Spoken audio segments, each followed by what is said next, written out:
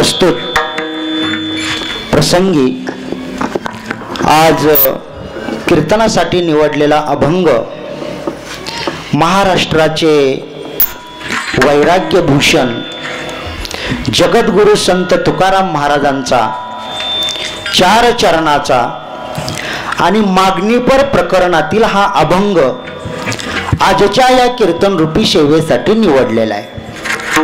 अभंग तुकाराम महाराजांचा आहे। अभंग तुम्हा सर्वांच्या पाठातील आहे। पाठातील नसला तरी कानपाठातला तरी नक्कीच आहे। आज सप्त्याचा शेवटचा दिवस आणि उद्या काल्याचा दिवस म्हणजे उद्या महाप्रसादाचा दिवस आहे। आज प्रत्येक सप्त्याचा शेवट हा मागणीच्या प्रकरणानं होत असतो। आपण 6 दिवस भगवंताची आराधना करतो, त्याचं नामचिंतन आपण करत असतो, त्याचं गुणगान आपण गात असतो। 6 दिवस 7 दिवस आपण दुसऱ्याच्या शेतामध्ये कामाला जातो, है की नाही? कामाला जातो, काम करतो आणि मग काम केल्यानंतर त्याचा मोबदला आपल्याला त्या शेताच्या मालकाला मागावा लागतो।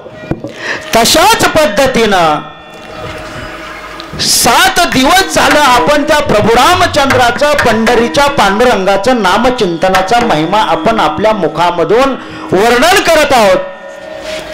आणि हे वर्णन करत असताना जाता जाता त्या भगवंताला काहीतरी मागावं असा एक कीर्तनचा परंपरेचा एक इतिहास आहे। आणि म्हणून आज मागणीपर अशा प्रकारचा अभंग आज आपण कीर्तन रूपी सेवेसाठी निवडलेला आहे। अभंग तुकाराम महाराजांचा आहे आणि या अभंगाच्या माध्यमातून संत तुकाराम महाराज पंढरीच्या पांडुरंगाला एक मागणी मागतात। हेची दान देगा देवा तुझा विसर न व्हावा। भगवंत त्या तुकाराम महाराजांना म्हणतात, त्यांच्या तुकाराम महाराजांच्या भक्तीवरती पंढरीचा पांडुरंग प्रसन्न झाले आणि प्रसन्न झाल्यानंतर तेच पांडुरंग तुकाराम महाराजांना म्हणतात, तुकाराम तुमच्या भक्तीवरती मी प्रसन्न आहे, तेव्हा तुम्ही मला काहीतरी मागा। असं कोण म्हणतंय? पंढरीचा पांडुरंग भगवान परमात्मा ज्याच्या हातामध्ये हे सत्ताधीश आहे असा पंढरीचा पांडुरंग तुकाराम महाराजांना काहीतरी मागा म्हणतात।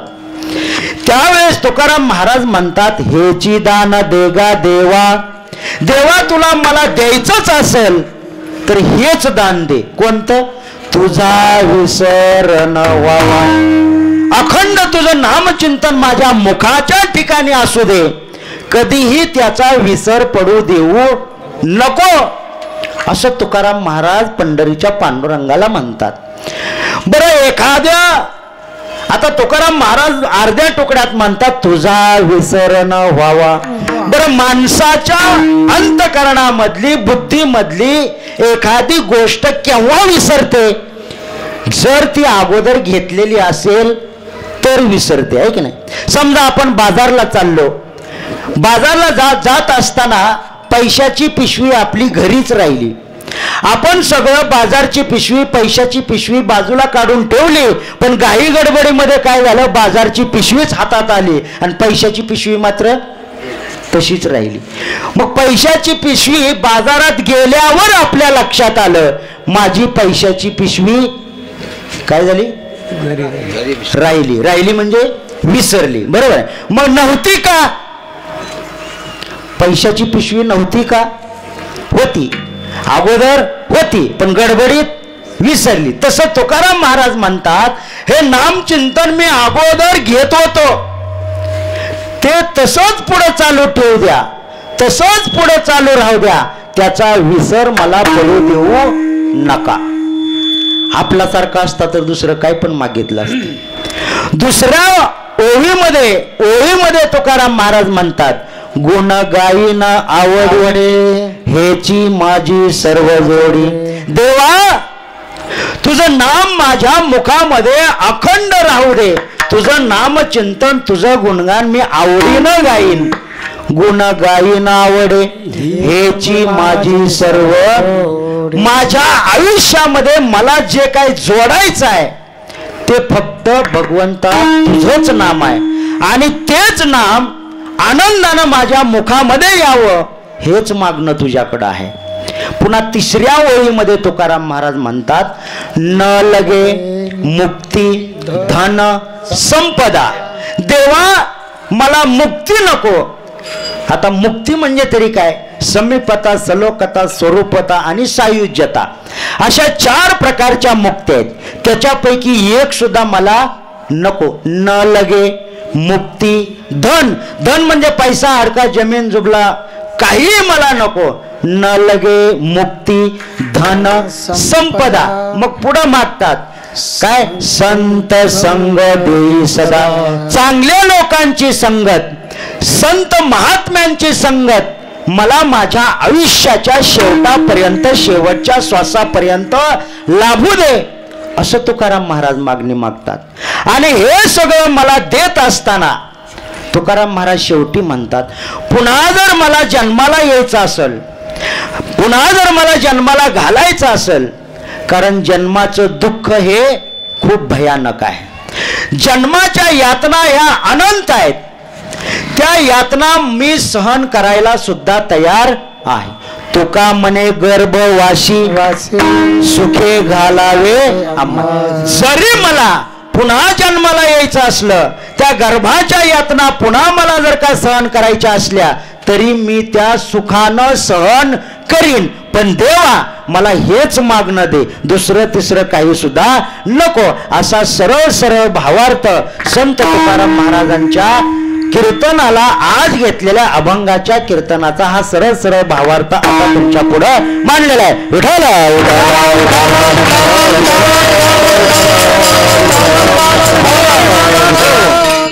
अभंग तुकाराम महाराजांचा आहे आणि अभंगाच्या माध्यमातून तुकाराम महाराज या जगाला, पंढरीच्या पांडुरंगाला जगाने सुद्धा काय मागावं, भक्तांनी सुद्धा काय मागावं हा विचार या मागणीपर प्रकरणामधून या ठिकाणी सांगतात. तत्पूर्वी कोण तुकाराम महाराज?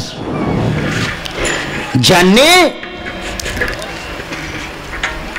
देहू या ठिकाणी आपल्या आयुष्याला सुरुवात केली आणि आयुष्य सुद्धा त्याच ठिकाणी संपवलं. संपवलं म्हणजे सदेह वैकुंठाला तिथूनच गेले. महाराष्ट्राचा जाणता राजा शिवछत्रपती वयाच्या 16व्या वर्षी ज्यांनी स्वराज्याचं तोरण बांधलं असे आमचे छत्रपती शिवाजी महाराज. तुकाराम महाराजांचं कीर्तन चालू असताना महाराष्ट्राचा जाणता राजा ज्या महाराजांच्या समोर कीर्तनाला बसत होते ते तुकाराम महाराज, ज्यांच्या कीर्तनापुढं राज्याचा राजा बसावा आणि त्याच राजाला आम्ही महाराज म्हणून या ठिकाणी संबोधतो, असं देहू या ठिकाणी वास्तव्याला असलेले संत तुकाराम महाराजांचा हा 4 चरणाचा अभंग आहे. छत्रपती शिवाजी महाराजांचा जर का विचार आपण करायचं म्हटलं, 16व्या शतकात एक तारा चमकला, जिजाऊच्या पोटी राजा शोभा जन्मला, घडवले स्वराज्य जेने सुखावली प्रजा, परस्त्री माते समान मानणारा असा होता आमचा राजा. थेंब थेंब रक्ताची आठवण येते आम्हाला, कधी विसरणार नाही राजे वंदन करण्या तुम्हाला. बोला छत्रपती शिवाजी महाराज की जय, धर्मवीर संभाजी महाराज की महादेव. असं महाराष्ट्राचं वैभव ज्यांनी स्वराज्याची घडी या ठिकाणी बसवली, असा हा महाराष्ट्राचा जाणता राजा. आणि हा जाणता राजा तुकाराम महाराजांचा शिष्य असायचा. इथे जन्मला शिवनेरी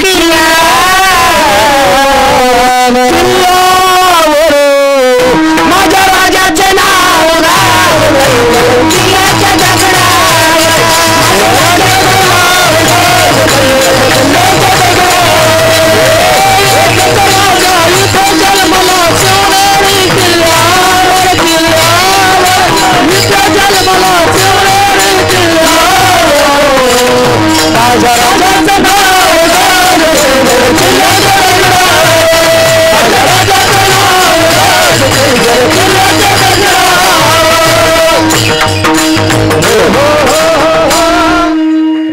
ज्या तुकाराम महाराजांच्या कीर्तनामध्ये छत्रपती शिवाजी महाराज येऊन बसायचे म्हणजे त्या तुकाराम महाराजांचा अधिकार किती मोठा असेल. आणि अशा अधिकार संपन्न संतांचा अभंग आज आपण कीर्तनासाठी आहे. अभंग मागणी पण आहे. मागणीचे प्रकार 3 आहेत. मागणीचे प्रकार किती? 3 आहेत. एक गरज म्हणून मागणे, दुसरी परंपरा म्हणून मागणे आणि तिसरा स्वभाव म्हणून मागणे. काही जणाला गरज म्हणून त्या ठिकाणी मागावं लागतं. उदाहरणार्थ एक माणूस चुना मागायला लागला म्हणजे त्याच्याजवळ काय असावी? अगोदर काय असावी? तंबाखू आहे पण त्याला कशाची गरज पडली? चुन्याची. बरं दुसऱ्याकडं चुना आहे पण तंबाखू नाही म्हणजे दोन्ही सारखेच आहे. गरज एकाला चुन्याची आहे आणि गरज एकाला तंबाखूची आहे पण खाण्याची इच्छा झाली पण ती पूर्ण होत. कारण तंबाखू खाण्याची गरज त्याला वाटू लागली पण त्याच्याकडे एक वस्तू उपलब्ध नाही. म्हणून ज्याच्याकडे तंबाखू आहे तो चुन्याच्या गरजेच्या पोटी शोधत फिरायला लागला आणि ज्याच्याकडे चुना आहे तो तंबाखूवाला शोधत फिरायला लागला. ही गरज झाली. बरोबर. दुसरं परंपरा म्हणून या ठिकाणी मागतो आपण. आता परंपरा कसं आपण मागतो? कितीही श्रीमंत माणूस असला तर त्याच्या घरामध्ये आईचं ताट असतं आपण म्हणतो आहे का नाही? त्याला परडी असं आपण म्हणतो. मग तो ज्याच्या घरामध्ये परडी आहे त्या परडीवाल्याला ती परडी आईचं हातावरचं ताट हे आताच आलेलं नसतं, ते पूर्वीपासून आलेलं. मग आजोबा पंजोबा पासून ते आतापर्यंत चालत आलेलं असतं आणि म्हणून आतापर्यंत अमावास्येला किंवा पौर्णिमेला मंगळवारी अथवा शुक्रवारी गळ्यात माळ कवड्याची बाई परडी सोन्याची घेतली हातावर यो बाई मी किती व भाग्याची घेतली हातावर यो बाई मी किती व भाग्याची घेतली हातावर किती भाग्याची घेतली हातावर बाई मी किती व भाग्याची कवड्याची बाई परडी सोन्याची गळ्यात माळ कवड्याची बाई परडी सोन्याची घेतली हातावर यो बाई मी किती व भाग्याची घेतली हातावर यो बाई मी किती व भाग्याची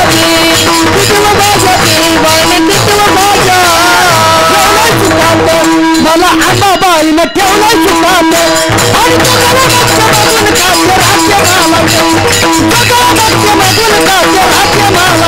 मला ठेवलं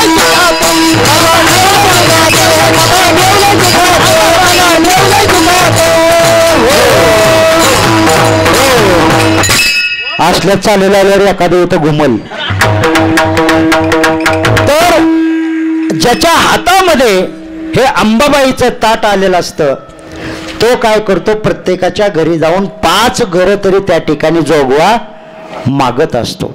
आणि आज ही पौर्णिमाच आहे की नाही? त्याच्यामुळे ज्याच्या घरी ताट असेल त्यांनी तो जोगवा मागितलाच असेल आहे की नाही? मग ही आजोबा पंजोबांच्या पासून आलेली परंपरा. बरं त्यांना काय आपलं पोट भरत नाही आहे की नाही? श्रीमंत लोक असतात पण त्याच्यामध्ये 5 घरं जोगवा मागितल्यानंतर थोडंसं भाकरी बरंच भाकरी एका भाकरीचंच पीठ त्या ठिकाणी जमा होतं पण त्यांना काय संपूर्ण घरातील लोकांचा स्वयंपाक होत, पण ती परंपरा म्हणून त्या ठिकाणी मागणी केली जाते. दुसरा आहे स्वभाव. मागणीचा तिसरा प्रकार आहे स्वभाव. माणसं कितीही श्रीमंत असू द्या, जवळ जाणार, मांडीवर थाप टाकणार आणि कार म्हणणार चुना. काय म्हणणार? चुना कार. बरं, चुना दिल्यावर मी गपचीप बसत नाही, पुन्हा हळूहळू काय म्हणणार, हाय काय तंबाखू. मग तो नेमका आला होता काय घेऊन? म्हणजे हा काही माणसाचा स्वभावच आहे. कसा? आधी होता वाघ मग झाला पाघ, आधी होता वाघ मग झाला पाघ, कोट राहिला कोट राहिला स्वभाव जाईल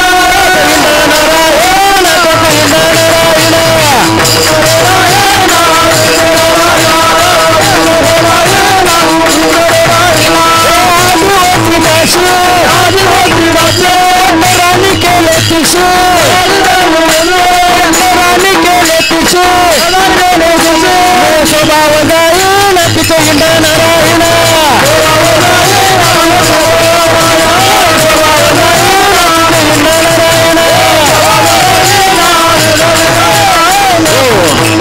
वारी हो वारी वारी वारी हो वारी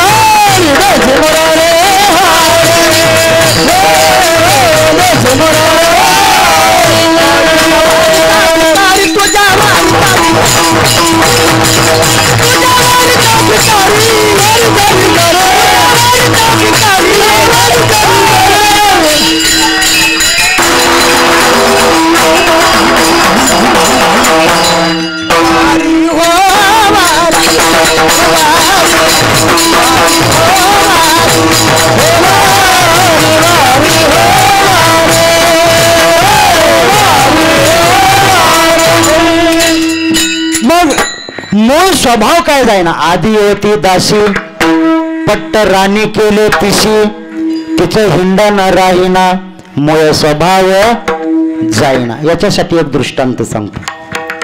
अगोदर ऐकलेला असेल अथवा नसेल. एक भिकारीण होती आणि त्या भिकारणीची मुलगी भीक मागण्यासाठी गावामध्ये फिरायची. हातामध्ये मोठं पातेलं घ्यायची, प्रत्येकाच्या दारामध्ये जायची आणि भीक मागायची.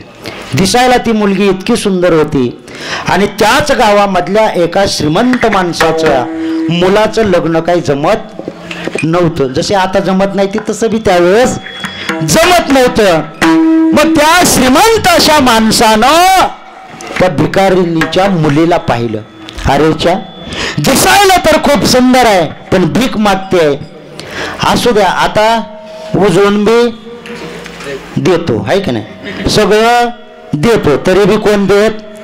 तसा तो श्रीमंत माणूस आपल्या मुलीला, आपल्या मुलाला ही मुलगी योग्य आहे असं त्याच्या मनात वाटलं. म्हणून त्यानं त्या भिकाऱ्याच्या मुलीच्या आई वडिलाला बोलावलं, पाठवलं. भिकारीच्या त्या मुलीचे आई वडील त्या श्रीमंत माणसाच्या घरामध्ये आली. शक्यतो तो जवळजवळ राजाच होता. आल्याबरोबर त्यानं, त्या राजानं त्या मुलीच्या आई वडिलांना विचारलं, तुमची मुलगी खूप सुंदर आहे, आमचा मुलगा सुद्धा राजकुमार आहे, तेव्हा सगळं काही आम्हीच करतो, फक्त मुलगी तेवढी द्या. त्या भिकाऱ्यानं राजाच्या कपाळाकडे पाहिलं. कहा राजा बोज, कहा गंगू तेली, कुठं उंटन कुठं शिळी, कसा मेळ लागायचा. असा त्या गरीब दरिद्री अशा प्रकारच्या भिकाऱ्याला प्रश्न पडला. पण त्याला वाटलं आपली मुलगी एका राजाच्या घरी सून म्हणून जात असेल तर काय हरकत आहे? तो म्हणाला, राजेसाहेब आपण म्हणाल तसं माझी काही हरकत नाही. दोघांचं लग्न लागलं. ते भिकारणीची मुलगी त्या राजाच्या राजकुमाराला दिली. आता ती कोण झाली? राणी झाली. कोण झाली? राणी झाली. आधी कोण होती? भिकारीण होती. आधी दासी होती, भिकारीण होती. आता ती पट्ट राणी झाली. आणि मग लग्न लागलं, मंगलाष्टिका वगैरे झाल्या, वराडी मंडळी जेवून गेलं. मग कुरवल्या आणि कुरवल्या असतात. साडं काढल्यानंतर तिथं सगळ्या कुरवल्या आणि कुरवल्याने त्या नवरदेवाला नवरीला गोळकाच घातला. आता म्हणजे सगळे गेले, तुम्ही नाव घ्या. काय करा? नाव घ्या. पहिल्यांदा त्या राजानं, राजकुमारानं नाव घ्यायला सुरुवात केली. मारुतीच्या देवाला सोन्याचा कळस, काल बसवलाय की, मारुतीच्या देवळाला सोन्याचा कळस. शीतलाचं नाव घ्यायला मला नाही आळस. आता नंबर आला त्या भिकारणीकडं. आता भिकारीण होती का? नाही, ती राणी होती. पण त्या राणीनं नाव घेतलं. ते नाव असं होतं, मोठं मोठं पात्यालं. मोठं मोठं. आता ती भगुलं म्हणत होती, पण पुन्हा कशावर आली? पातेल्यावर आली. मोठं मोठं पातेलं, त्याच्यामध्ये म्हशीचं दूध. मोठं मोठं पातेलं, त्याच्यात म्हशीचं दूध. आणि ते दूध तापायला ठेवलं होतं चुलीवर. त्याच्यामुळे काय झालं? त्याच्यावर आली साय. मोठं मोठं पातेलं, त्याच्यात म्हशीचं दूध, दुधाला आली साय. वाडग भाकर माय, वाडग भाकर माय,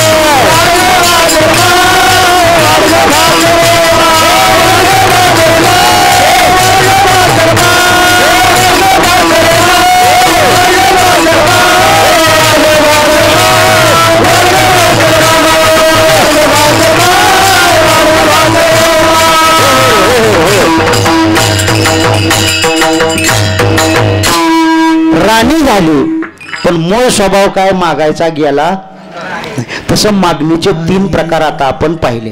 एक गरज म्हणून मागणं, दुसरं परंपरा म्हणून मागणं, आणि तिसरं मूळ स्वभाव म्हणून मागणं. आहे का नाही? असंच एक 3 काळे नवरदेव होते. काळे कुट्ट. कधी कुणाला काय मागावं हे सुद्धा कळलं पाहिजे. काळे कुट्ट. ढेकळात टाकले तर ढेकूळ चांगला पांढरा दिसल. पण असे लग्नाला आलेले 3 नवरदेव होते. त्याने गोसाई बाबाची आराधना केली. लका 7 दिवस झालं तुझ्या दारात आम्ही येतोय, खातोय, भजन करतोय. पण ते 3 जण आले. त्याच्यातला एक जण गोसाई बाबाला म्हणला, देवा मी तुझ्याकडे एक मागणं मागतो. 34 वर्ष झाली म्हणला, अजून काय 2चं 4 होईना. तर मग मला जरा गोरं कर की, मला जरा गोरं कर. म्हणजे गोरं झाल्यावर किमान कोणीतरी होई म्हणल. गोसावी बाबा म्हणला, ठीक आहे, तथास्तु. तथास्तु म्हणल्या पहिला भक्त गोरा झाला. तो असा दुसऱ्या दिवशी त्याच्या 2 मित्रांना बघितलं, ह्याचं रूप पालटलेलं बघितलं. लका म्हणली, एका रात्रीत फाउंडेशन कसं काय बदललं. तोपर्यंत दुसरा म्हणाला, गोसावी बाबा त्यानं तुझी भक्ती केली, म्या काय केलं र? मग मला बी काय कर, गोरं कर. पण कसं? त्याच्यापेक्षा जास्त गोरं कर, त्याच्यापेक्षा जास्त. आहे की नाही? नेहमी आपल्याला च्यापेक्षा जास्त पाहिजे असतं. कुणापेक्षा? शेजाऱ्याच्या पेक्षा, त्याच्यापेक्षा, हिच्यापेक्षा. मग साडी असो, नाहीतर सोनं असो, नाहीतर चांदी असो, काही का असं ना, याच्यापेक्षा आणि हिच्यापेक्षा जास्त पाहिजे. म्हणून 2 नंबरच्या मित्रांना गोसाई बाबाकडं मागणी केली, मला त्याच्यापेक्षा गोरं कर. गोसाई बाबा म्हणला, तथास्तु. आता तिसरा म्हणला, दोघं बी चांगली गोरी झाली ती. आता मीच एकटा राहिलोय, कदाचित माझा नंबर लिस्टमध्ये नाहीच काय की. मग तो गोसाई बाबाकडं संध्याकाळच्या वेळेला गेला. म्हणला, त्या दोघांनी तुझी आराधना केली, म्या काय तुझं गोडं मारलं काय? म्हणला. मग गोसाई बाबा म्हणला तू सुद्धा माग, मी सुद्धा तुला द्यायला तयार आहे. कारण मागणीच आहे. आज सगळ्यांनी इथं मागूनच जायचं म्हणजे उद्या सगळ्यांना या ठिकाणी मिळतंय. रात्रीत बदल होतय म्हणूनच मागणीचा अभंग आहे. मग तिसरा काय म्हणाला, हो गोसाई बाबा तुला द्यायचंच आहे ना, मी काय दुसरं तिसरं मागत, तुला द्यायचंच असेल माझ्यासारखं त्यांना कर म्हणला.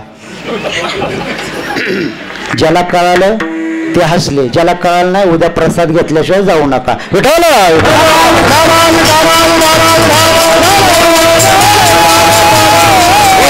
भगवंताकडे आपली मागणी अशी असावी ज्याच्यामुळे आपलंही कल्याण व्हावं आणि आपल्या मित्रांचं, आपल्या सवंगड्यांचं, आपल्या साथीदाराचं सुद्धा मागणं त्या ठिकाणी मागण्याची आच पाय मुखाकडे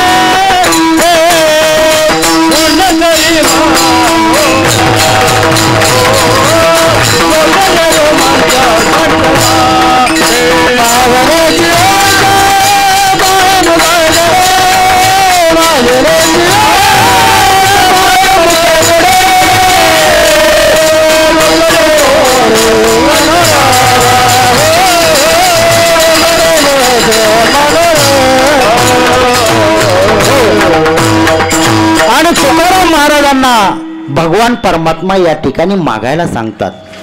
परंतु देऊ या ठिकाणी वास्तव्याला असताना तुकाराम महाराजांनी आपल्या संसाराची राख रांगोळी केली, संसाराकडे दुर्लक्ष केलं. पण त्या भगवान परमात्म्याचं आपलंसं करण्यासाठी आयुष्य पूर्णपणे त्यांनी वेचलं गेलं. पंढरीच्या पांडुरंगाची सेवा करत असताना भंडाराच्या डोंगरावरती तुकाराम महाराजांनी जावं आणि तिथं विठ्ठल विठ्ठल विठ्ठल विठ्ठल अशा प्रकारचा नामाचा जप करावा. जप करत असताना त्यांनी गाथ्याची निर्मिती केली, अभंग लिहिले आणि अभंग लिहित असताना त्यावेळेस त्यांची पहिली पत्नी सुद्धा त्या ठिकाणी दगावली होती. म्हणजे प्रपंचाकडं दुर्लक्ष केलं आणि परमात्म्याची आस त्यांनी मनाच्या ठिकाणी धरली होती.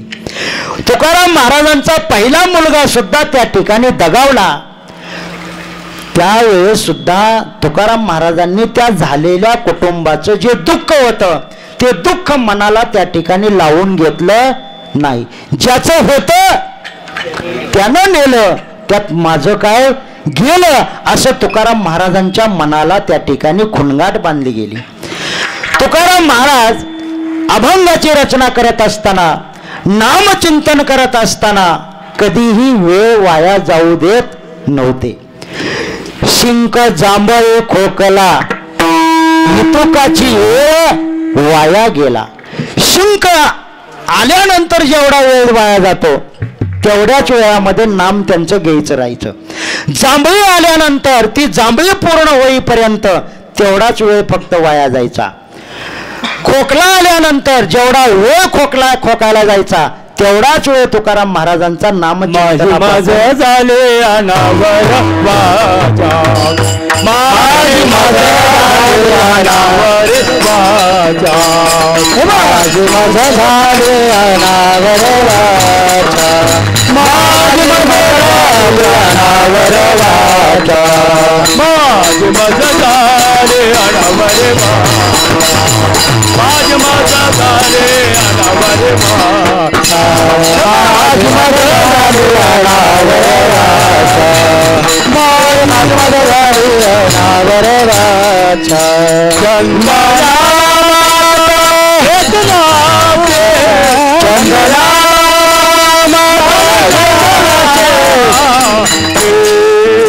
माझे मजा झाले अनावर वाचा, माझे मजा झाले अनावर वाचा. चंदना माता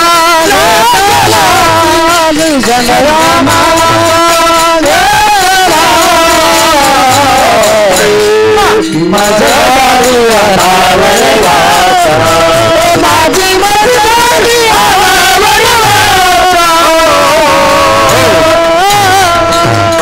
एके दिवशी सकाळी सकाळी तुकाराम महाराज प्रातःविधीला चालले होते. प्रातःविधीला म्हणजे शौचाला चालले होते. शौचाला जात असताना रस्त्याच्या कडेने पहाटेच्या वेळेला तुकाराम महाराज शौचाला बसले. शौचाला बसल्यानंतर सुद्धा तुकाराम महाराजांच्या मुखामधून विठ्ठल विठ्ठल विठ्ठल अशा प्रकारचा नामचिंतनाचा आवाज अख्ख्या गावामध्ये त्या ठिकाणी दुमदुमला. पण तो आवाज काही कर्मठ ब्राह्मणांनी त्या ठिकाणी ऐकला. एवढ्या पहाटेच्या वेळेला प्रातःविधीच्या समयाला शौचाला बसलेल्या ठिकाणाहून विठ्ठल विठ्ठल अशा प्रकारचा ध्वनी कोणाच्या तरी मुखातून येतोय. पवित्र अशा प्रकारचं नाम असताना अपवित्र अशा जागेतून त्या नामाचा उच्चार कसा येतो म्हणून काही ब्राह्मण त्या ठिकाणी आली. ब्राह्मण आले. ब्राह्मणांनी पाहिलं गेलं कर्मठ अशा प्रकारच्या लोकांनी तुकाराम महाराजांना शौचाला बसलेल्या ठिकाणाहून आहे तसं त्या ठिकाणी उचललं आणि त्यांना घराकडे घेऊन गेले. त्यावेळेस तुकाराम महाराज त्या कर्मठ अशा प्रकारच्या माणसांना ब्राह्मणांना म्हणू लागले, माझी मदत झाली अनावर वाचा, माझी वाचा अनावर झाली, माझ्या वाचेला कुठं नाम घ्यावं हे सुद्धा कळेनासं झालंय, त्यात माझा काय दोष आहे असं सांगत असताना ते माणसं तुकाराम महाराजांना म्हणायला लागली, तू अपवित्र अशा प्रकारच्या जागेवरती पवित्र अशा भगवंताचं नाम घेऊन ते नाम अपवित्र करायला लागला, तो धर्म बुडवायला लागला असं तुकाराम महाराजांना ते लोक त्या ठिकाणी म्हणू लागले. आणि घरी आणल्यानंतर तुकाराम महाराजांनी लिहिलेला गाथा त्या ठिकाणी नतमस्तकावरती लावला आणि हे पांडुरंगा, माझ्याकडून कुठलीही चूक नसताना या लोकांनी मला इथं डांबून आणले, बांधून आणले, धरून आणले, मला याच्यातून वाचव असं म्हणत म्हणत तुकाराम महाराजांनी गाथ्यावरती डोकं ठेवलं. त्यावेळेस त्या लोकांनी तुकाराम महाराजांचा गाथा उचलला.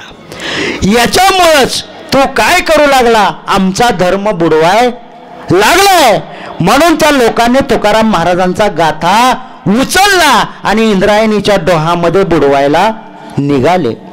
तुकाराम महाराज घरी ओक्साबोक्षी रडू लागले. महाराजांची पहिली पत्नी वारली यानंतर जेवढं दुःख झालं नव्हतं तेवढं दुःख तुकाराम महाराजांना आपण लिहिलेला तयार केलेल्या ग्रंथावळीचा गाथा हे कर्मठ अशा प्रकारचे लोक इंद्रायणीच्या नदीमध्ये बुडवायला लागले. त्यावेळेस तुकाराम महाराजांना अतोनात दुःख झालं आणि धाय मोकळून तुकाराम महाराज मुलगा वारल्यानंतर सुद्धा रडले नव्हते. पण तुकाराम महाराजांचा गाथा इंद्रायणीत बुडवायला चालल्यानंतर त्या लोकांच्या नावानं दुःखानं तुकाराम महाराज गळवरू लागले, मोठमोठ्यानं हंबरडा फोडू लागले. आणि त्याच वेळेस तुकाराम महाराजांनी पंढरीच्या पांडुरंगाला हाक त्या ठिकाणी मारली आणि ती हाक अशी होती, कोटे गुंतलाशी द्वारकेच्या राया, वेळ का सकला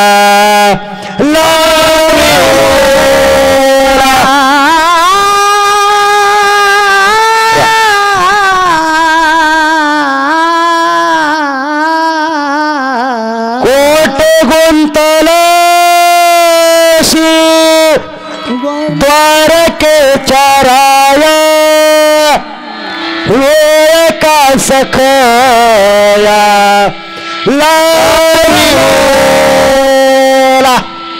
असा हा तुकाराम महाराजांचा आवाज त्या पंढरीच्या पांडुरंगाच्या कानावरती त्या ठिकाणी गेला. आवाज माझ्या भक्ताचा आहे. हा आवाज त्या पंढरीच्या पांडुरंगाच्या कानावरती ऐकायला पडला. विठेवरती उभा असलेला आणि कटेवरती हात असलेला माझा पांडुरंग, तुकारामांचा गाथा जे लोक इंद्रायणीमध्ये बुडवायला लागले त्या इंद्रायणीमध्ये देवानं वास्तव्य करायला सुरुवात केलं. म्हणजे देव छोटंसं बाळ झालं आणि इंद्रायणीच्या पाण्यामध्ये 14 दिवस पंढरीचा पांडुरंग तुकाराम महाराजांचा गाथा हातात धरून त्या ठिकाणी उभा होते. त्या लोकांनी त्या गाथ्याला दगड बांधला होता. ती पानं पाण्यावरती वर तरंगू नयेत म्हणून लोकांनी त्या गाथ्याला दगड बांधला दगडासहित तो गाता पाण्यात ढकलला. पण पंढरीचा पांडुरंग हात खाली धरून तो गाता खाली गाळामध्ये बुडू देत नव्हते. 14 दिवस झालं त्या तुकारामाचा गाथा त्या इंद्रायणीच्या पाण्यामध्ये तसाच राहिलेला होता. 14व्या दिवसानंतर तुकाराम महाराजांचा निर्मित अशा प्रकारचा जो गाथा होता, जी पानं होती, जी वह्या होत्या, त्या वह्या अलगदपणे वर आल्या. सहित जळी दगडा सहित दगडा सहित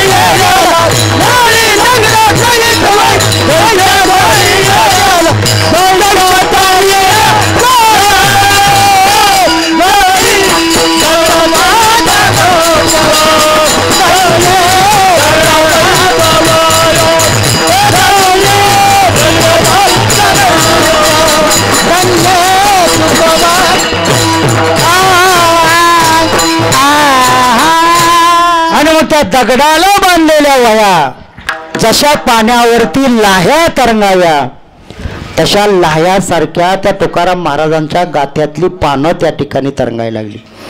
आणि ज्यावेळेस तुकाराम महाराजांनी त्या भगवंताला हाक मारली होती, कृपा त्या पांडुरंगाची, कृपा पांडुरंगाची, कृपा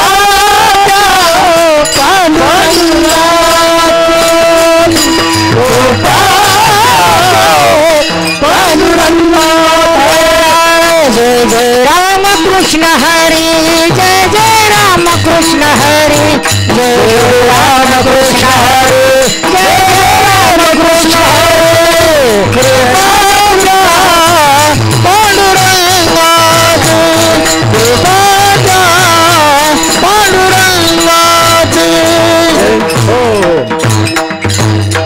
आणि ज्यावेळेस भगवान परमात्म्याला तुकाराम महाराजांनी हाक मारली, त्यावेळेस जशा लाह्या पाण्यावरती तरंगाव्या, तशा त्या गाथ्याची पानं पाण्यावरती तरंगायला लागली. आणि मग भगवान परमात्म्यानं मारलेली हाक, तुकाराम महाराजांनी मारलेली हाक भगवंताच्या कानावर आली. आणि तो भगवान परमात्मा वह्या घेऊन, पानं घेऊन तुकाराम महाराजांच्या जवळ आले. त्यावेळेस तुकाराम महाराजांनी त्या भगवान परमात्म्याला लहानशा अशा प्रकारची मूर्ती पुढे प्रकट झाली होती. त्यावेळेस तुकाराम महाराजांनी त्या देवाला विचारलं, अरे देवा, 14 दिवस झालं मी तुझा नामचिंतनाचा घोष करत होतो, 14 दिवस मी तुला बोलावत होतो, तू 13 दिवस कुठे होता? कोण विचारतंय? तुकाराम महाराज पंढरीच्या पांडुरंगाला छोटस रूप घेऊन आलेल्या बालकाला विचारतात, अरे तू 13 दिवस कुठे होता? 14व्या दिवशी तू इथं कसा काय आला? त्यावेळेस त्या भगवान परमात्म्यानं पंढरीच्या पांडुरंगानं तुकाराम महाराजांना दिलेलं उत्तर असं होतं, तुकाराम महाराज, तुम्ही ज्या वेळेस पहिली हाक मारली होती ना, त्याच वेळेस मी विटेवरून उतरून खाली आलो.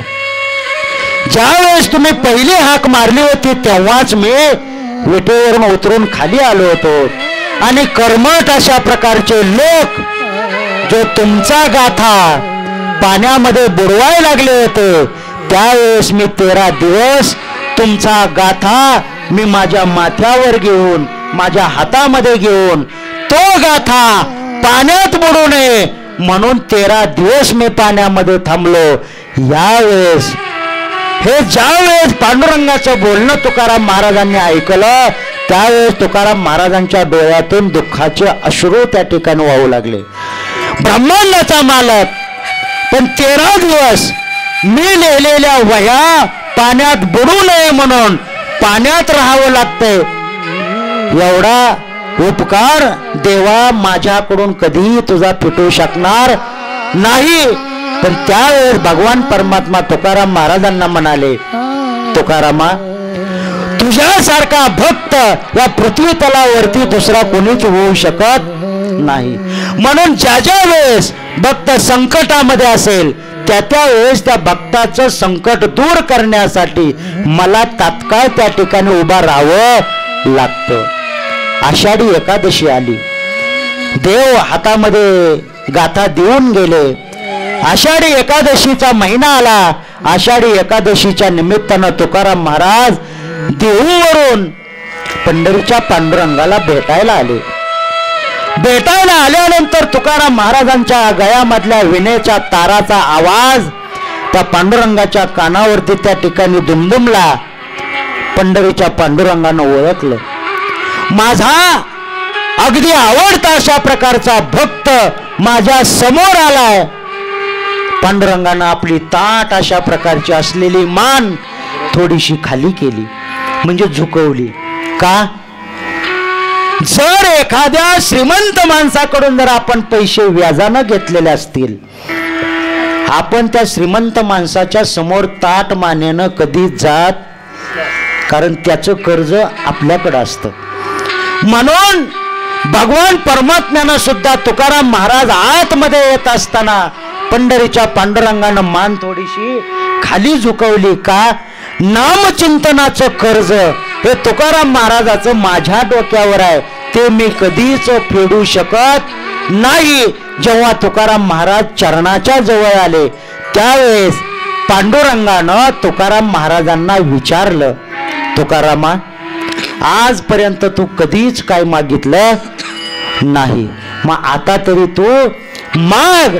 असं म्हटल्यावर तुकाराम महाराज त्या भगवंताकडे पाहून हसले आणि देवाला म्हणायला लागले, देवा, तुझ्यासारखा दानशूर या जगाच्या ठिकाणी देणारा कसा असावा, देणारा कसा असावा, देणारा हा श्रीमंत असावा. बरं, नुसतं श्रीमंत बी असून चालत नाही, त्याच्याकडे दातृत्व, दानशूरपणा नावाचा गुण असावा. कोट्यावधीची इस्टेट आहे, पण पंक्तीला 11 रुपये सुद्धा देऊ वाटत नाही, तो काही उपयोग. बरं, देणारा श्रीमंत असावा, त्याच्याकडे दानशूरपणा असावा, पण त्याला स्वातंत्र्य पण असावं ना, आहे का नाही? त्याला स्वातंत्र्य देण्याची स्वातंत्र्यता त्याच्याकडे असावी. आम्ही कीर्तनाला येताना सुद्धा विचारतो, घेऊ काय तारीख, म्हणजे हे सुद्धा जर का स्वातंत्र्य, पंक्तीला 11 रुपये 100 रुपये वर्गणी देण्याचं जर स्वातंत्र्य आपल्याकडे नसेल आणि आपल्याला जर का विचारावं लागत असेल, तर त्या श्रीमंतीला, त्या दानशूरपणाला काहीच अर्थ. एक दिवशी शिंदे सरांना म्हणलं, येता काय कीर्तनाला सोबत? सुट्टी दिवस होता, रविवारचा दिवस आहे, म्हणलं येता काय कीर्तनाला सोबत? हा, आज तुमचं कीर्तन आहे म्हणल्यावर येणार म्हणले. शाळेतच चर्चा झाली. 4 वाजता फोन केला, येता काय? मग चाललोय म्हणले. 1 तास थांबा. ठीक आहे म्हणलं, 1.5 तास थांबतो. थांबलो 1.5 तास. मग मला हळूहळू जसं 15 मिनिटं वाढायला लागली तसं कीर्तनाचं वेळ व्हायला लागली. पुन्हा शेवटी फोन केला. आता म्हणलं आणायलाच जावं लागतं काय कुणांटो. घरी आलो, मागं गाडी लावली आणि सरांना घराच्या मागूनच हाक मारली. सर मी इथं आलोय. सर म्हणले 5च मिनिटामध्ये कपडे घालून तयार होतो. बिचारा हातपाय धुलं, कपडे घातले, सगळं तयार झाला. 2च मिनिटात आलो. आता म्हणलं अजून काय राहिले. मला म्हणले 2च मिनिटामध्ये आलो, गाडीला किक मारू आणि कीर्तनाला जाऊ. मनातली इच्छा आहे, देण्याची इच्छा आहे, येण्याची इच्छा आहे, पण स्वातंत्र्य. बिचारा घरात जी गेला आणि जी महागारी जी आला जरा अडचणच आहे म्हणला. काय म्हणला? स्वातंत्र्य. भगवान पंढरीचा पांडुरंग त्या तुकाराम महाराजांना म्हणाले, महाराज काय मागायचं ते मागा, कारण पंढरीचा पांडुरंग हा श्रीमंत आहे, त्याचबरोबर तो दानशूर आहे आणि तो देण्यासाठी स्वतंत्र आहे, त्याला कुणी अडवू शकत नाही. असं तिन्हीच गुण आपल्याकडे असल्यानंतर ब्रह्मांडामध्ये आपली पताका त्या ठिकाणी झळकत राहते. आणि म्हणून माग म्हटल्यानंतर तुकाराम महाराज म्हणतात, हेची दान देगा देवा, हेची दान देगा देवा, हेची दान देगा देवा, अरे अरे हेची दान देगा देवा देवा, हेची दान देगा देवा, हेची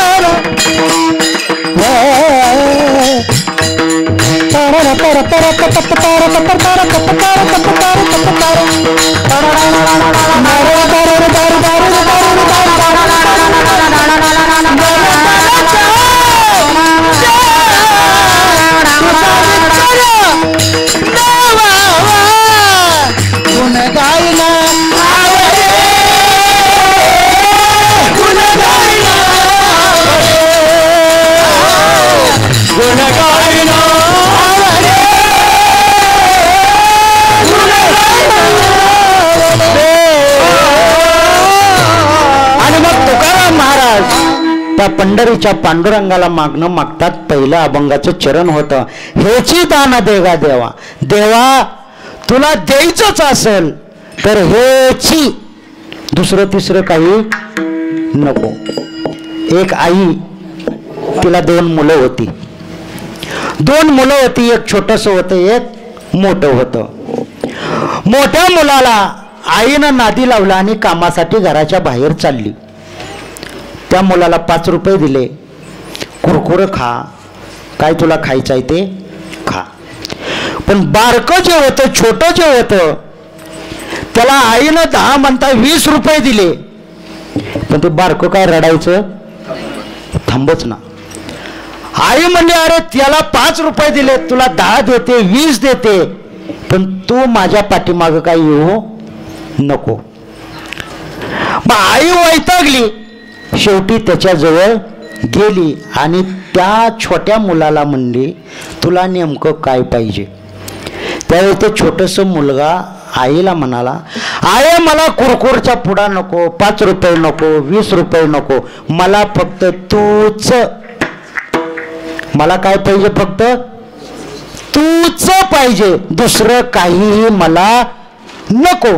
तसं तुकाराम महाराज ब्रह्मांडाच्या पांडुरंगाला, नायकाला म्हणतात, हेची मी जे मागतोय तेच दे, दुसरं तिसरं काही सुद्धा नको. हेची दान देगा देवा, काय तुझा विसर होऊ देऊ नको, एवढंच फक्त तू मला दे. बरोबर. एक भक्त, आज हनुमान जयंती आहे की नाही, एक भक्त हनुमंताकडे गेला आणि हनुमंताला म्हणाला, कुणाकडं काय मागावं हे सुद्धा कळलं पाहिजे आहे की नाही. ज्याच्याकडं आहे त्याला मागावं, ज्याच्याकडं नाही त्याला मागून काय उपयोग आहे का. एक भक्त हनुमंताकडं गेला, सकाळी सकाळी पहाटे उठूनच गेला, अभिषेक केला आणि हनुमंताला म्हणाला, हनुमंता तू बी एकटा मी बी एकटा, असं दिवस कुठवर जायचं म्हणला आहे की नाही. माझं जरा 2चं 4 करायचं बघतो का नाही. मागतोय कुणाला, ज्याला नाही. हनुमंत त्याला कानात म्हणला, तू मागतोय, अरे मलाच नाही तर मी तुला कुठलं देऊ. पण त्यावेळेस तो भक्त हुशार होता, तू लांब लांब फिरतोय म्हणला आहे की नाही. तो लांब लांब फिरतोय, त्याच्यामुळे तुला कुठंतरी माहिती असेल. बरं तू शोध बी लावतोय, तो काय करतोय, शोध बी लावतोय, त्याच्यामुळे माझ्यासाठी एक शोधून आणच.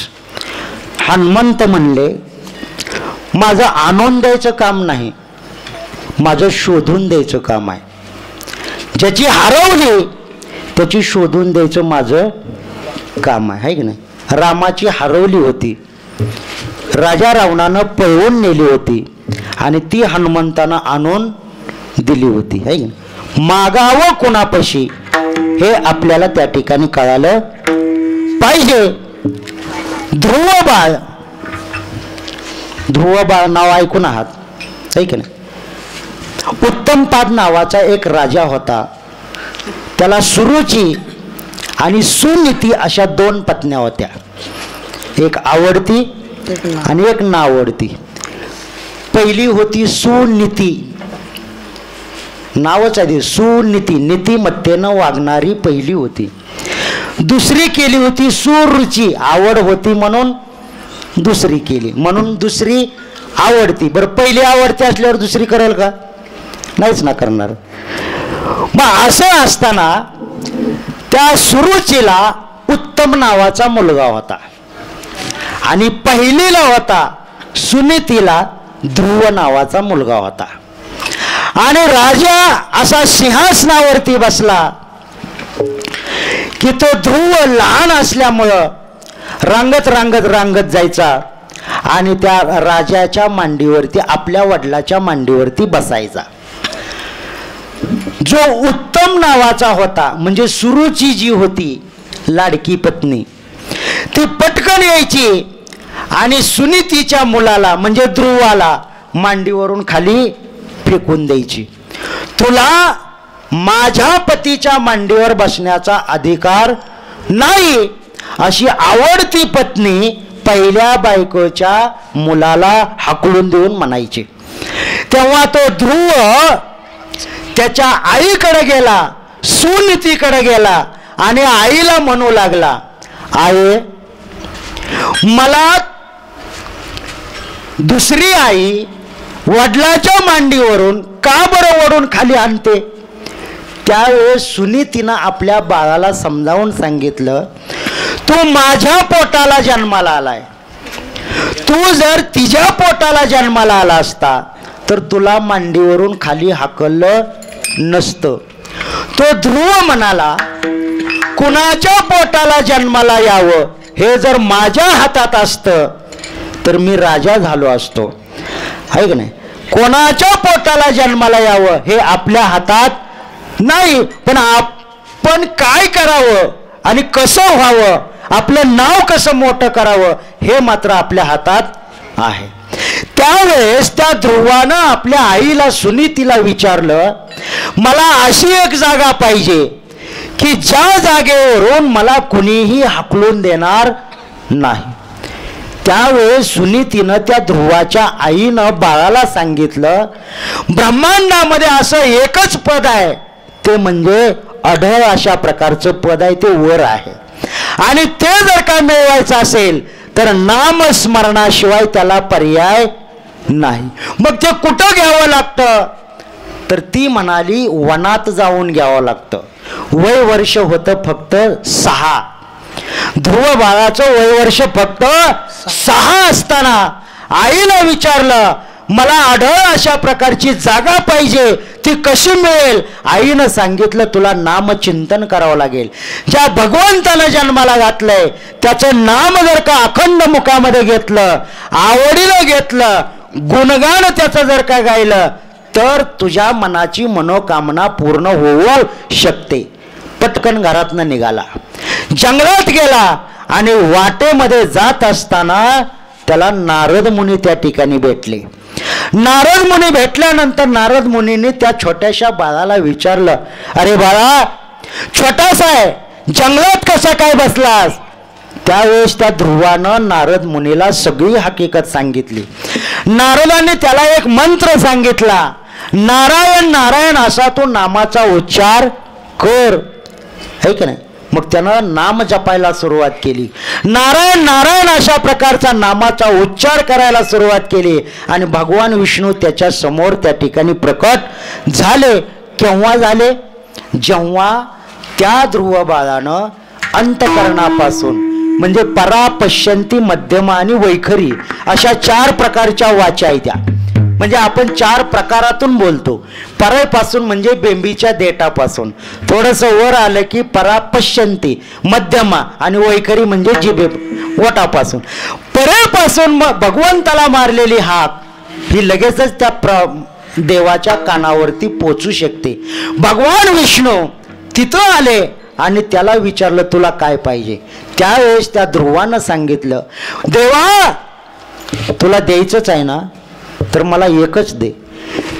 आजपर्यंत मला माझ्या आईच्या मांडीवरून वडिलाच्या मांडीवरती गेल्यानंतर तिथं मला बसायला जागा मिळाली नाही, पण मला आता अशी जागा दे की जिथून मला कोणीही हलवणार नाही. तेव्हा त्या विष्णूनं त्या ध्रुव बाळाला उत्तर दिशेला एक जागा दिली आणि तोच म्हणजे ध्रुव तारा, जो पहाटेच्या वेळेला आपल्याला प्रकाशमान दिसतो. मोठा अशा प्रकारची जी चांदणी दिसते तीच त्या ठिकाणी ध्रुवाची चांदणी म्हणजे त्याला तारा असं म्हणतात. असं आढळ पद त्या ध्रुवाला मिळालं. पण का मिळालं? कारण त्यानं भगवंताचं काय केलं? गुणगान गायलं. म्हणून अभंगाचं 2रं चरण, गुणगायिना आवडी, गुणगायिना आवडी, हा गुणगायिना आवडी, गुणगायिना आवडी,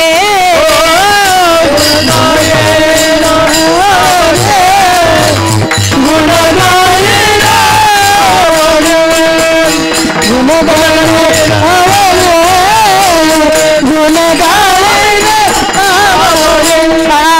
याची माझी सर्व जोडी, याची माझी माझी सर्व जोडी, याची माझी सर्व जोडी, याची माझी माझी सर्व जोडी, गुणगायिना आवडी, गुणगायिना आवडी, हे गुणगायिना आवडी, गुणगायिना आवडी, याची माझी सर्व जोडी, याची माझी सर्व जोडी, याची माझी सर्व जोडी, याची माझी सर्व जोडी, गुणगायिना आवडी.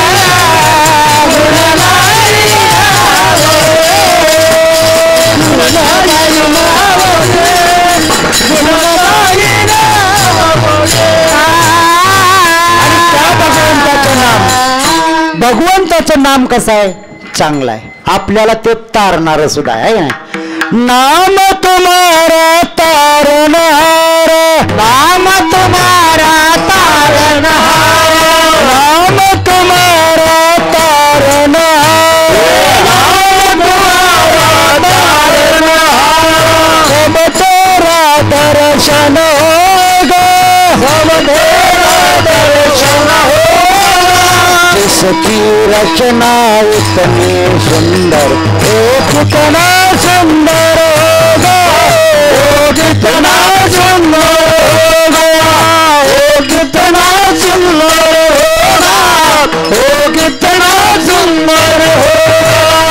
नाम तुम्हारा तारनहार, नाम तुम्हारा तारनहार, सब तेरा दर्शन होगा, सब तेरा दर्शन होगा. रचना इतनी सुंदर, ओ कितना सुंदर होगा, ओ कितना सुंदर होगा, ओ कितना सुंदर होगा, ओ कितना सुंदर होगा. भगवंताचं नाम कसं आहे? अतिशय सुंदर आहे. नाम तुम्हारा तारणहारा, आपल्याला तारणारं अशा प्रकारचं ते भगवंताचं नाम आहे. कसं तारलं? पुंजक स्थला नावाची एक अप्सरा होती. काय नाव? पुंजक स्थला नावाची एक अप्सरा होती. आणि एक ऋषी झाडाच्या खाली तपश्चर्या करत बसले होते. पुंजक स्थला नावाची अप्सरा होती. झाडाच्या खाली एक ऋषी तपश्चर्या करत बसले होते. आणि ती अप्सरा झाडावरती बसली आणि वरची झाडाची फळं त्या ऋषीच्या अंगावर टाकायला लागली. ऋषीच्या अंगावर टाकायला लागली. ऋषीची तपश्चर्या भंग झाली आणि त्या ऋषीनं त्या पुंजक स्थला नावाच्या अप्सरेला शाप दिला, तुझं वागणं माकडासारखं आहे, तुझं वागणं माकडासारखं आहे, म्हणून तू पुढच्या जन्मामध्ये माकडीन होशील. काय होशील?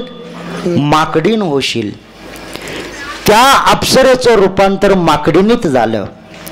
पण पूर्वी कसं होतं, शाप दिला की उशाप पण त्याला मिळायचा, म्हणजे त्या शापातून मुक्तता होण्यासाठी. त्या ऋषीनं तिला उशाप दिला. तुला जरी मी आता शाप दिला असला तरी तुला उशाप पण आहे. कसा उशाप आहे? तू अंजनी नावाचे माकडिणीचं नाम तुला प्राप्त होईल. तुझं नाव काय होईल? अंजनी. अंजनी. आणि तू काय कर? तपश्चर्या कर आणि तपश्चर्याच्या जोरावरती तुला एक फळ मिळेल आणि ते फळ तू खाल्लं. अंजनीच्या तपासाठी, अंजनीच्या तपासाठी,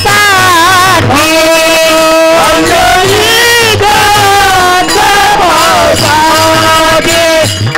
अंजनीच्या तपासाठी महारुद्र आले पोटी, आले पोटी, आले पोटी, महारुद्र आले पोटी.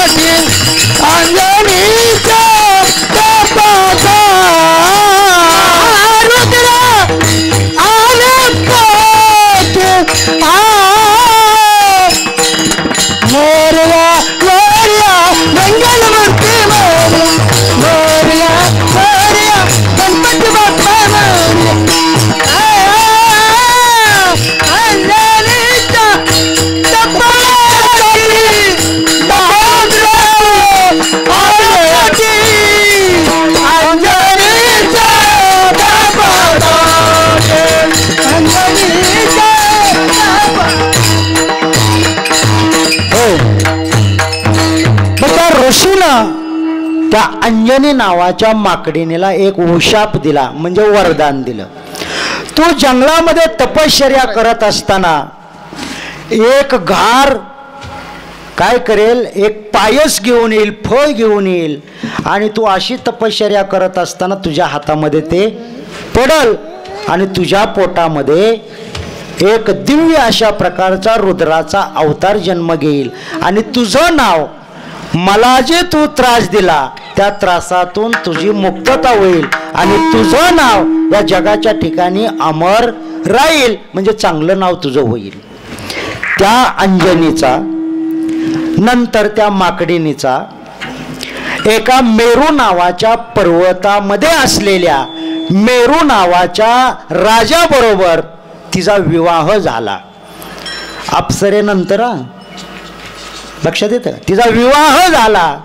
विवाह झाल्यानंतर तिच्या लक्षात आलं ऋषीनं आपल्याला तपश्चर्या कराय सांगितले, म्हणून ती तपश्चर्या करत पर्वतामध्येच बसली. आणि इकडं प्रभू रामचंद्र च्या जन्माच्या अगोदर कैकेयीला दिलेला जो काय भाग होता वाटून दिलेला, कैकेयीनं तो लवकर खाल्ला नाही. घार आली, पिंड घारीने झडपला, अंजनीने तो पिंड, तो प्रसाद घारीनं आपल्या पायात उचलला आणि अशी घार फिरत फिरत फिरत पर्वताच्या ठिकाणी गेली आणि तो पायस, तो प्रसाद त्या अंजनीच्या माकडीनीच्या हातात पल्ल्या पल्ल्या तिनं तो खाल्ला. पण त्याच्या अगोदर ती काय करत होती, गुण गायीन आवडे हेची माझी सर्व अंगामध्ये त्राण करून, सर्व अंगाचं कान करून ती तपश्चर्या करत होती, गुणगान गात होती. म्हणून तिची तपश्चर्या फळाला आली आणि हनुमंताचा आज जन्म या ठिकाणी झाला. बरोबर आहे. मग आता आपण सर्वांनी त्या हनुमंताच्या जन्माच्या साठी आपण सर्वांनी एकदा भजन करायचं आहे. ज्याला ज्याला दोन हात आहेत, ज्याला ज्याला तोंड आहे, ज्याला बोलायला येते, अशा सर्वांनी हात वर करायचे आणि त्या भगवान परमात्म्याचं नाव आपल्याला घ्यायचं आहे. तुले हरी का नाम विठ्ठल पांडुरंग, तुले हरी का नाम विठ्ठल पांडुरंग, तुले हरी का नाम विठ्ठल पांडुरंग,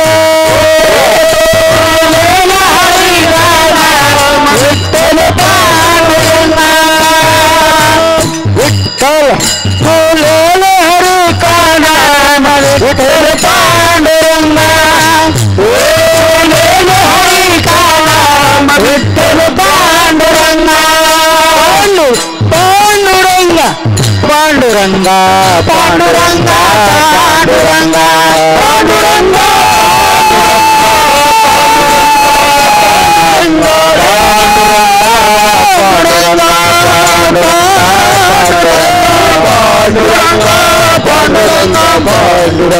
पांडुरंग पांडुरंग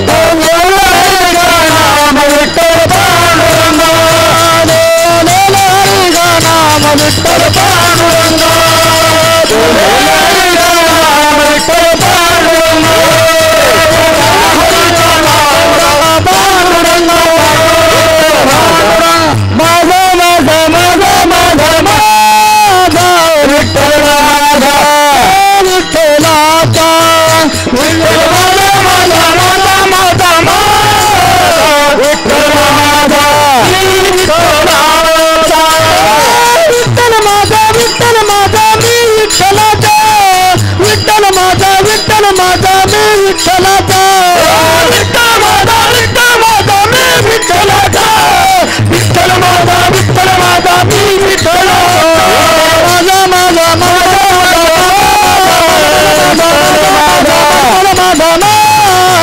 विठ्ठल माझा मी विठ्ठलाचा, विठ्ठल माझा माझा मला मला माझा मला माझा माझा, विठ्ठल माझा मी विठ्ठलाचा, विठ्ठल माझा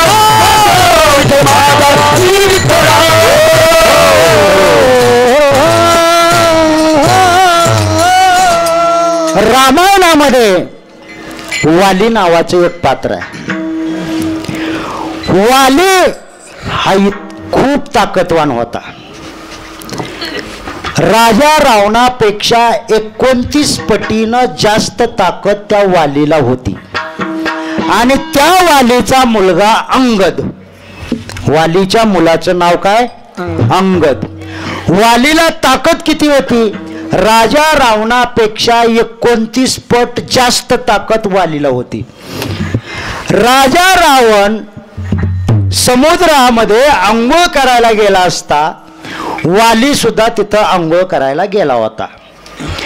त्यावेळेस आंघोळ करत असताना वालीच्या काखेमध्ये राजा रावण कधी दबला होता त्याला सुद्धा माहिती नव्हतं. कोणाला? वालीला. तर तो वाली राजा रावणाला आपल्या काखेमध्ये आंघोळ करत असताना एक छोटा मासाच आला की काय असं समजून 7 वेळा समुद्राला प्रदक्षिणा मारल्या होत्या. एवढा वाली ताकदवान होता. आणि त्या वालीचा वध प्रभू रामचंद्रांनी केला होता. बरोबर? रामायणामधली कथा आहे. त्या वालीचा वध प्रभू रामचंद्रांनी एकाच बाणामध्ये त्या वालीला मारलं होतं. आणि अंगदाची सख्यत्व केलेलं होतं, म्हणजे अंगदाची मैत्री केली होती. अंगद हा वानर सेनेचा सेनापती म्हणून त्या ठिकाणी प्रभू रामचंद्रांनी त्याला जवळ केलेलं होतं. आता वाली मेला आणि म्हणून प्रभू रामचंद्रांनी त्या अंगदाला सांगितलं, अंगदा आता तुझ्या वडिलाला मी मारलंय आणि काही कालांतरानं राजा रावणाला सुद्धा मी मारणार आहे. त्याच्या अगोदर राजा रावणाची लंका मी तुला दान म्हणून देतो. काय करतो? दान म्हणून देतो. रावण मारायच्या अगोदर प्रभू रामचंद्रांनी अंगदाला लंका दान देतो असं शब्द सोडले. त्यावेळेस अंगद प्रभू रामचंद्राला म्हणतात, देवा माझा बाप राजा रावणापेक्षा 29 पटीनं ताकदवान जास्त होता. बरोबर? जर आमच्या घराण्यामध्ये दुसऱ्याची संपत्ती हिसकावून घ्यायचं अशी परंपरा असती तर माझ्या बापानं राजा रावणाला पहिलीच बुडी मारताना काकद दाबून मारलं असतं. मारलं असतं का नसतं? आणि राजा रावणाची संपत्ती आहे अशी मला मिळाली असती. पण माझ्या बापानं ते केलं. मग जे बापानं केलं नाही ते पोरानं करावं का? ते पोरानं चांगल्या गोष्टीचं चालू आहे. चांगल्या गोष्टीचं बापानं कधीच टाळ घेतला नाही म्हणून पोरानं घ्यायचाच नाही का? हा दुसरा सवाल आहे की नाही? जे चांगलं आहे ते घ्यायला काय हरकत? तो अंगद प्रभू रामचंद्राला म्हणतात, देवा आमचं तुमच्याशी सख्यत्व झालंय, मैत्रीचं नातं झालंय, याच्यापेक्षा दुसरं काहीच महान नाही. न लगे मुक्ती धन संपदा संत संग रामा आम्हाला त्या राजा रावणाची लंका नको. सोन्याची होती. आपल्यासारखा असता तर लगेचच बॉन्डवर लिहून सह्या करून घेतल्या असत्या. राजा रावणाची संपत्ती आम्हाला नको. तुमच्या चरणाची सेवा करण्याचं भाग्य आम्हाला मिळतंय, हेच आम्हाला लाभू द्या. राजा रावणाला प्रभू रामचंद्रांनी मारलं, लंका बिभीषणाला दान दिली आहे की नाही? आणि सगळे जण अयोध्येला आले. कुठं आले? अयोध्येला आले. अयोध्येला आल्यानंतर तिथं ज्या ज्या लोकांनी, ज्या ज्या वानरांनी, ज्या ज्या सेनापतींनी प्रभू रामचंद्राला युद्धामध्ये मदत केली त्यांना बक्षीस द्यायला सुरुवात केली होती. काय द्यायला सुरुवात केली? बक्षीस द्यायला सुरुवात केली होती. त्यावेळेस हनुमंत बाप्पा सगळ्यात शेवटी होते. हात जोडून बिचार उभा राहिलं होतं. सगळ्या जणांना बक्षीस दिली. शेवटी हनुमंताचा नंबर आला. हनुमंताचा नंबर आल्याबरोबर सीता माऊलीनं आपल्या गळ्यातला मोत्याचा हार हनुमंताच्या गळ्यात टाकला. आता ते माकड होतं. त्या हनुमंताला वाटलं जी जी वस्तू आपल्या गळ्यात येते त्याच्यामध्ये राम नामाचा गजर होत असेल, उच्चार होत असेल, म्हणून सीता माऊलीनं टाकलेला गळ्यातला हार हनुमंतानं त्याच्यातला एक मणी काढला आणि दातानं फोडून बघितला आणि कानाला लावला. ह्याच्यातनं काय राम ऐकू येत नाही. असं करता करता करता सीता माऊलीनं दिलेली जी अख्खी मोत्याची माळ होती ती हनुमंतानं पूर्ण फोडून टाकली. ह्याच्यात काय राम? सीता माऊली त्या हनुमंताला म्हणाल्या, मी तुला इतकं किंमतवान मौल्यवान अशा प्रकारचा मोत्याचा हार तुझ्या गळ्यात दिला, पण तुला तो कळाला नाही, घ्यायचं कळलं नाही. त्यावेळेस हनुमंत बाप्पा सीता माऊलीला म्हणाले, मला धन नको, संपत्ती नको, काहीच नको. तुमचं नामचिंतन आणि तुमचं रूप माझ्या हृदय कमळाच्या ठिकाणी अखंड असावं हीच माझी इच्छा आहे. असं म्हटल्याबरोबर सीता माऊली हनुमंताला म्हणाल्या, आजपर्यंत तू आमचं नाव घेतलंच की, मग तुझ्या हृदयात काय आहे का? त्यावेळेस हनुमंत बाप्पा म्हणाले, दाखवू काय? त्यावेळेस हनुमंत बाप्पानं आपली छाती त्या ठिकाणी फाडली आणि त्याच्यामध्ये प्रभू रामचंद्र आणि सीता माऊलीचं रूप त्या सीता माऊलीला दिसलं. सख्यत्व असावं तर असं असावं, नाही तर आमची संगत कुणाशी असते. बेकार लोकांची जर का संगत आपल्याला लागली तर आपलं वाटोळं झाल्याशिवाय राहत. कैकेयी श्रीमंत होती, राणी होती, आहे की नाही? दशरथाची आवडती अशा प्रकारची पत्नी होती आणि तिची मैत्रीण कोण होती? मंथरा. तिचं नाव काय? जिचं मन कधीच थऱ्यावर नव्हती अशी ती. इथं बसलेल्यांचं तर आहे ना, म्हणजे इथल्या मंथरा नाही. त्या कैकेयीची दासी होती मंथरा. दासी म्हणजे तिची मैत्रीण मंथरा होती. ज्यावेळेस प्रभू रामचंद्राला दशरथ राजे म्हणाले, प्रभू रामचंद्राला अयोध्येचा राजा करायचा आहे आणि प्रभू रामचंद्र आता अयोध्येचा राजा होणार, ही बातमी कैकेयीच्या कानावर पहिल्यांदा पडली. त्यावेळेस कैकेयीला खूप आनंद झाला होता. बघा, मैत्री संगत कोणाची असावी, संगतीचा परिणाम कसा केव्हा काय होतो त्याच्यासाठीचा हा दृष्टांत आहे. जेव्हा दशरथ राजानं सांगितलं की अयोध्येचा राजा प्रभू रामचंद्र होणार आहे आणि हा शब्द जेव्हा कैकेयीच्या कानावर पडला तेव्हा कैकेयीला खूप आनंद झाला होता. कौशल्यापेक्षा सुद्धा जास्त आनंद कैकेयीला झाला होता. कैकेयीच्या गळ्यामध्ये मोत्याचा हार होता आणि घरामध्ये झाडून काढणारी जी दासी होती मंथरा, त्या मंथरेच्या गळ्यामध्ये तिनं हार बक्षीस म्हणून टाकला. आपण पेढ वाटतो का नाही, तसं तिनं तो मोत्याचा हार मंथरेच्या गळ्यात टाकला. मंथरेला काय समजलं नाही. मंथरेनं कैकेयीला विचारलं, अचानक हा हार माझ्या गळ्यात कसा काय टाकला? आता चांगली मैत्रीण होती, मग चांगली मैत्रीण असल्यावर घरातली रेग ना रेग माहिती असते, सांगते आहे की नाही. पण तीच मैत्रीण घराचं वाटोळ करणारी आहे का नाही ही अगोदर तपासून बघायला काय हरकत. त्या मंथरेनं कैकेयीला विचारलं, एवढा गा आनंद तुला कसा काय झाला? त्यावेळेस कैकेयीनं सांगितलं, रामाला राज्यपद मिळणार आहे. असं म्हटल्यावर त्या कैकेयीनं गळ्यातला हार बाहेर दरवाजातनं फेकून दिला. तुला कळतं का म्हणली काय?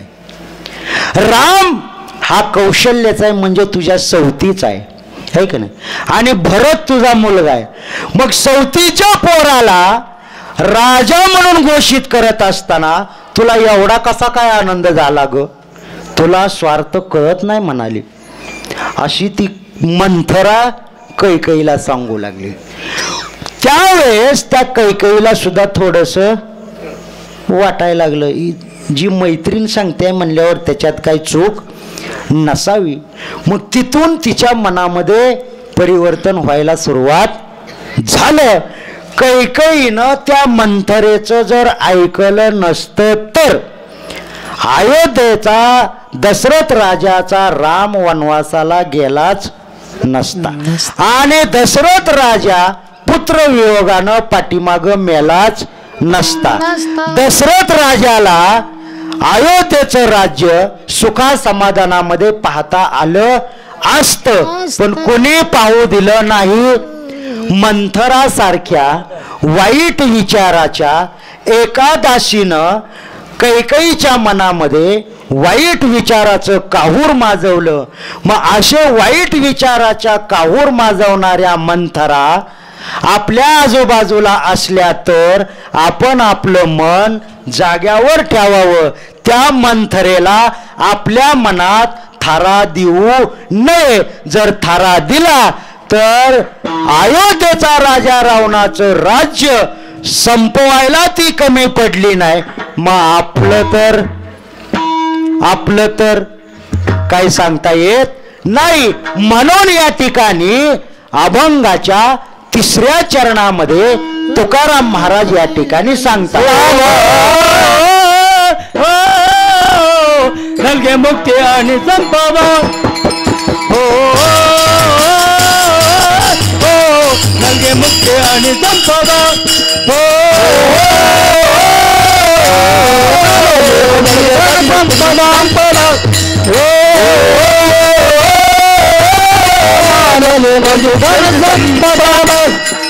संत संग देई चला, संत संग देई संत संग देई चला, संत संग देई चला, संत संग देई सदा, संत संग देई सदा. ओ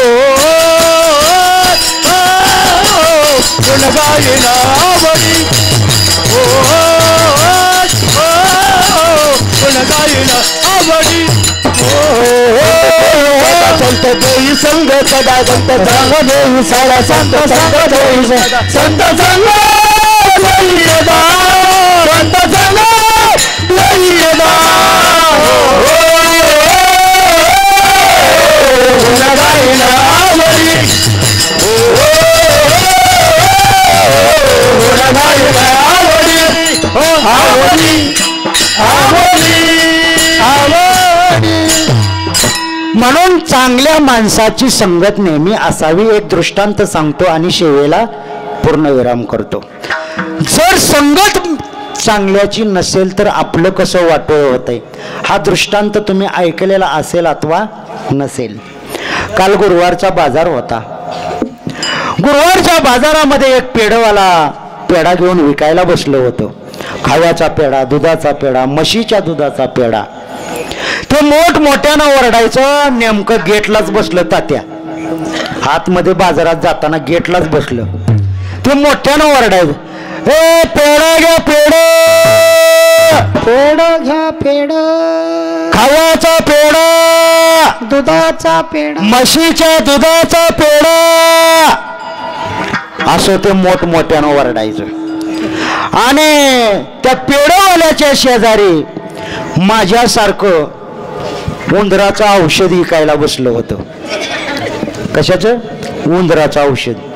ते उंदराचं औषध विकायला बसलेल्याला काय ओरडायची गरज नव्हती.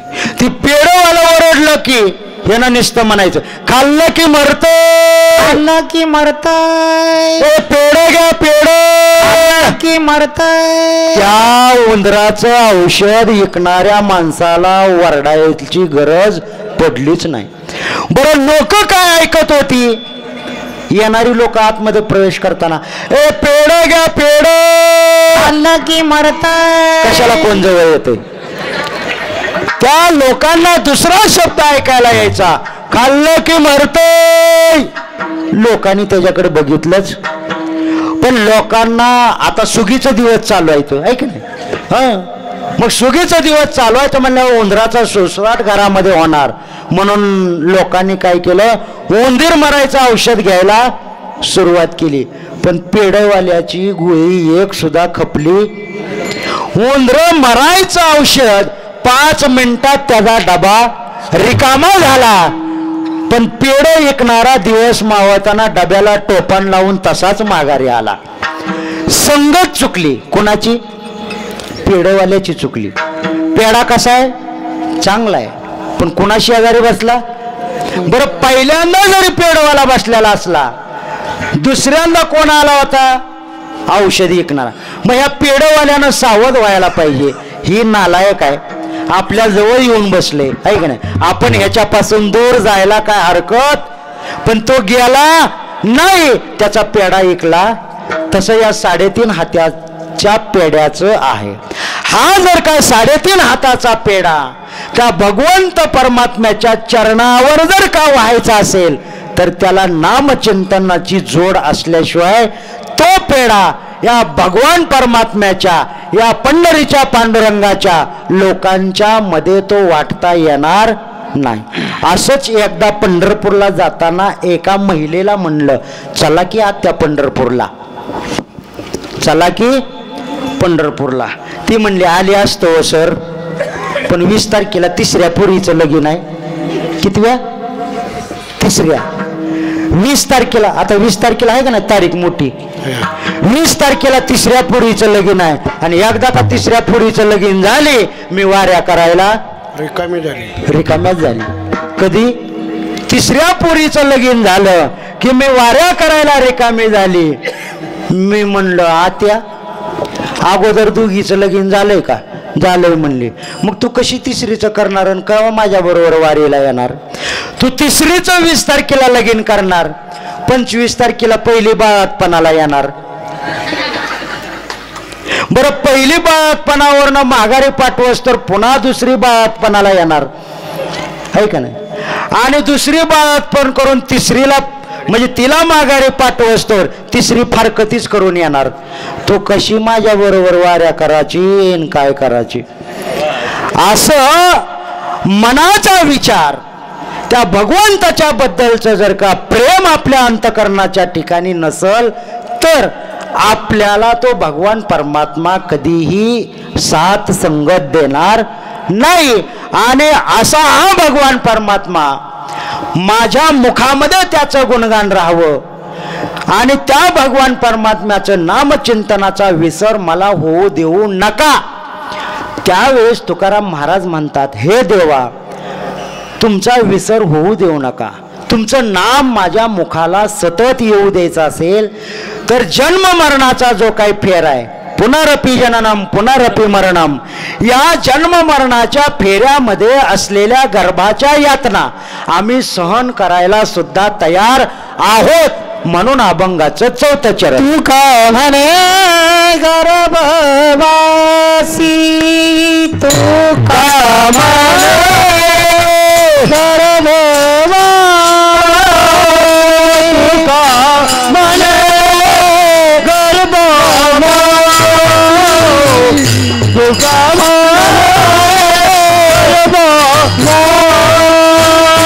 सुखी घाला वे आमासी, सुखी घाला वे आमासी, सुखी घाला वे आमासी,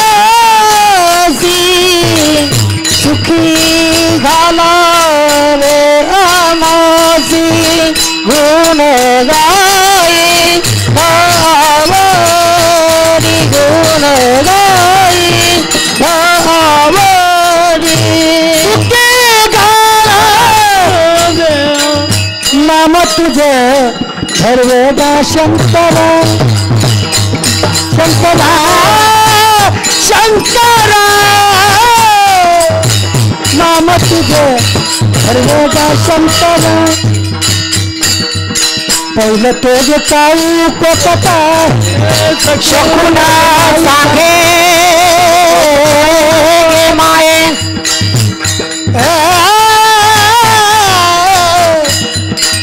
सुखे गाला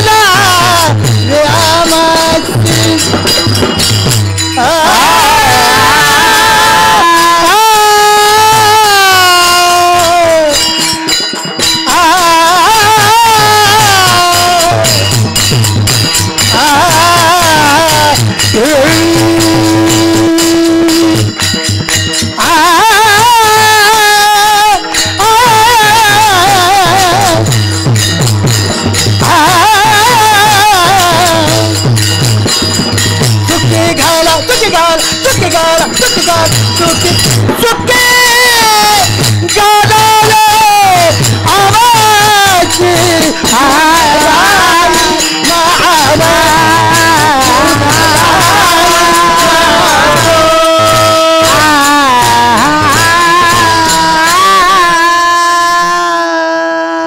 आणि शेवटी तुकाराम महाराज म्हणतात, तुका म्हणे गर्भवाशी सुखी घालावे, देवा तुझ्या नामाचा विसर होऊ देऊ नको.